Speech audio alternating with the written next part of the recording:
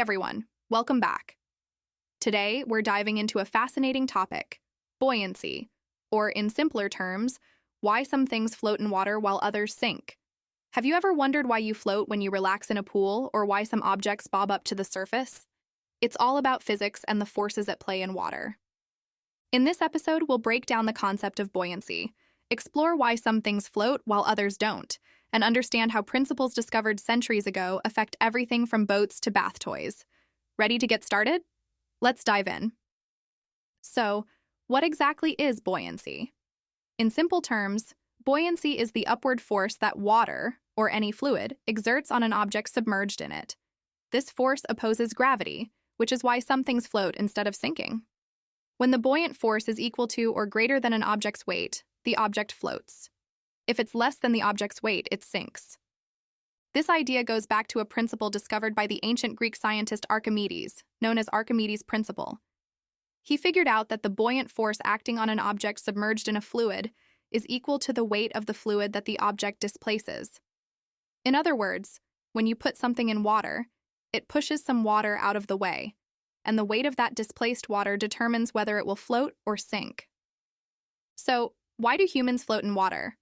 Well, our bodies are made up of around 60% water, plus we have fat, muscles, and bones. Since water has a similar density to the human body, we're naturally close to neutral buoyancy. When we lie flat and relax in water, our bodies displace enough water to create a buoyant force close to our body weight, making us float. However, some people float more easily than others. This often comes down to body composition. Fat is less dense than muscle and bone, so people with higher body fat tend to float more easily. Meanwhile, people with more muscle may find it a bit harder to stay afloat because muscle is denser than water. Density plays a big role in whether an object floats or sinks. Density is defined as mass per unit volume, and it's a measure of how much stuff is packed into a certain space. For something to float in water, it generally needs to have a lower density than water. Water has a density of about 1 gram per cubic centimeter. If an object's density is less than that, it will float. If it's more, it will sink. This is why a rock sinks. It's denser than water. While a piece of wood floats, it's less dense than water.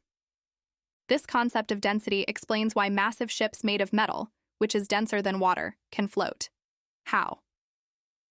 By design, ships have large, hollow spaces inside, which makes their overall density lower than water. As long as the average density of the ship is less than that of water, it will float. Archimedes' discovery of buoyancy was so exciting that it supposedly led him to shout, "Eureka!" According to the story, Archimedes was trying to figure out how to determine the purity of a gold crown without melting it down. When he stepped into his bath, he noticed that the water level rose, and it gave him an idea. He could measure the volume of the crown by the amount of water it displaced. This insight led to Archimedes' principle, which states that the buoyant force on an object is equal to the weight of the fluid it displaces. It's a principle that forms the foundation of understanding buoyancy, and is still used today in engineering, shipbuilding, and even designing spacecraft. When we talk about floating and sinking, we're really talking about the forces acting on an object in water. There are two main forces at play: gravity, which pulls the object down, buoyant force, which pushes the object up. If these forces are balanced, the object floats. If gravity is stronger than the buoyant force, the object sinks. This balance of forces explains why we can float effortlessly when we lie on our backs in water, but sink when we curl up or try to submerge ourselves. Here's a fun way to think about it. Imagine a beach ball. When you try to push it underwater, it keeps bouncing back up to the surface. That's because the buoyant force is much stronger than the weight of the beach ball, pushing it upward. The same principle applies to anything that floats. It's all about the upward push of the water against the weight of the object. Understanding buoyancy isn't just useful for relaxing in a pool. It has real-world applications that affect our daily lives. Shipbuilding. Engineers use Archimedes' principle to design ships that can carry heavy cargo without sinking. By building large, hollow structures, they ensure that the average density of the ship is less than water, allowing it to float even when loaded with weight. Submarines. Submarines use buoyancy control to dive and resurface. They're equipped with ballast tanks that can be filled with water to increase density and make the submarine sink, or filled with air to reduce density and make it rise. Hot air balloons. While they don't float in water, hot air balloons float in the air based on similar principles.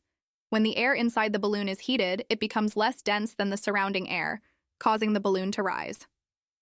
Scuba diving.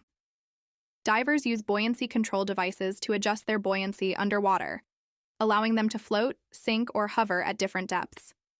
By adding or releasing air in their vests, divers can control their position in the water, similar to how submarines operate. If you've ever been to the ocean, you may have noticed that it's easier to float in salt water than in fresh water. That's because salt water is denser than fresh water. The extra salt increases the water's mass per unit volume, making it easier to displace enough water to match your body weight and stay afloat. This is why people find it much easier to float in the Dead Sea, one of the saltiest bodies of water in the world. The density of the water is so high that even people who struggle to float in a pool can float effortlessly in the Dead Sea. Buoyancy is a fun concept to explore hands-on, and there are some simple experiments you can try at home. Saltwater versus freshwater. Fill one glass with salt water and one with fresh water. Drop a raw egg in each glass and observe how the egg floats in salt water but sinks in fresh water. This demonstrates how density affects buoyancy. Lemon and lime test. Try putting a lemon and a lime in water. You'll notice that one floats and the other sinks, even though they're similar in size. This happens because the densities of lemons and limes are slightly different. Buoyancy may seem like a simple concept, but it's an incredible force that affects everything from our poolside relaxation to the design of massive ships and submarines. Understanding buoyancy helps us appreciate the science behind why some things float and others sink, and it also reveals the wonders of physics at work in our everyday lives. Thanks for tuning in. If you enjoyed this episode, share it with a friend who loves learning about the science behind everyday experiences. Until next time, stay curious and keep floating through life.